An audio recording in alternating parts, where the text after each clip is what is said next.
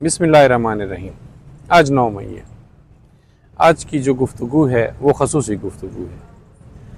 9 मई को एक सानिया कहा जाता है, 9 मई को ब्लैक डे कहा जाता है। और किसी की तहरीर में मैंने देखा कि 9 मई एक जो है सियाह दिन है। तो मेरे जहन में एक बात आई कि 9 मई अगर सियाह दिन है तो क्या इस तरह का पहले कोई सियाह दिन पाकिस्तान पे नहीं गुजरा? क्या इससे कबल ऐसी किसी किस्म की तारीख़ पाकिस्तान में नहीं है 75 साल तारीख़ में? तो जब मैंने अपने हाफजे पे ज़ोर दिया तो मुझे याद आया कि 47 के बाद कायद आज़म की जो वफ़ात थी, अनजहानी जो उनकी मौत थी, वो सबसे ज़्यादा सियाह दिन था। कायद आज़म को इस तरह वफ़ात नहीं पाना चाहिए था जिस तरह उनकी वफ़ात हुई। उसके बाद लियाकत अली ख़ान की जिस तरह डेथ हुई, मेरे ख़्याल से तो वो इससे भी ज़्यादा अनजहानी और सियाह दिन था। उसके बाद आप आगे चलते जाएं तो उसके बाद आपकी जो फर्स्ट जो आपके जो मार्शल लॉ एडमिनिस्ट्रेटर ख़ुद को डिक्लेयर करते हैं और मार्शल लॉ को इम्पोज करते हैं, जो फौजी जनरल हैं, पहला जो आपका मार्शल लॉ लगता है और आपके आइन को सस्पेंड किया जाता है, तो सबसे पहला जो सियाह दिनों में एक सियाह दिन था वो भी एक सियाह दिन था। फातिमा जिन्ना का गद्दार डिक्लेयर होना, उनकी कैरेक्टर असैसिनेशन किया जाना और उसके बाद उनके साथ फॉर्म 47 वाला एक रोल प्ले किया जाना आज से 50, 55, 60 साल पहले, वो इससे भी शायद सियाह दिन था। जुल्फ़िकार अली भुट्टो और उससे पहले जो 71 में 16 दिसंबर 1971 में पाकिस्तान के साथ जो हुआ, मेरे ख़्याल से तो शायद वो भी सियाह दिनों में से एक सियाह दिन था। जुल्फ़िकार अली भुट्टो को फांसी दी गई, 10 साल मार्शल लॉ चला, लोगों को कोड़े मारे गए। सियाह इरा था, सियाह दिन नहीं था, सियाह इरा था। उसके बाद अगर आप चलते जाएं तो बेनज़ीर भुट्टो का कत्ल है या 99 का कू है, क्या वो सियाह दौर नहीं था? उसके बाद अफ़गानिस्तान में जो कुछ हुआ और अफ़गानिस्तान के साथ सारा कुछ करने में पाकिस्तान ने जो किरदार अदा किया, क्या वो एक सियाह इरा नहीं था? क्या हमने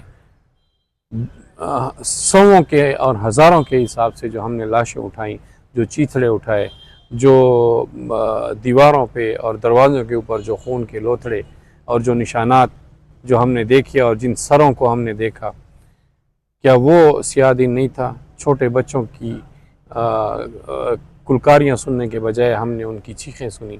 वज़ीरिस्तान ऑपरेशंस, ये सारी चीज़ें जो थी, बलूचिस्तान में जो हो रहा है, क्या ये सियाह दौर नहीं है? एक 9 मई ही क्यों? 9 मई तो एक तहरीक है। 9 मई तो एक तहरीक है। मैं तो 9 मई को एक खुशी का दिन समझता हूँ, जिस दिन पाकिस्तान की आवाम को ये पता चला कि उनके हकूक़ क्या हैं। पाकिस्तान की आवाम की आंखें खुली, उनको ये पता चला कि पीछे 75 साल उनके साथ जो हुआ है वो जुल्म था, वो ज़्यादती थी, वो सियाह दौर था जिसके बादल छटे और पाकिस्तान की आवाम को कुछ नज़र आया। उनको सियाह और सफ़ेद का पता चला, उनको दुश्मन और दोस्त का पता चला। 9 मई का दिन कुर्बानी का दिन है और कुर्बानी ईद के दिन होती है और ईद खुशी का दिन होता है। 9 मई का दिन इमरान खान की इस कौम के लिए कुर्बानी का दिन था। 9 मई बेशक इसमें कोई शक नहीं है कि एक अफसोस का दिन है कि जिस दिन इमरान खान जैसे शख्स को गरीबान से पकड़कर उनको खींचा गया, उनके साथ खींचातानी की गई, हालांकि वो अदालत में अपने लिए रिलीफ लेने गए थे।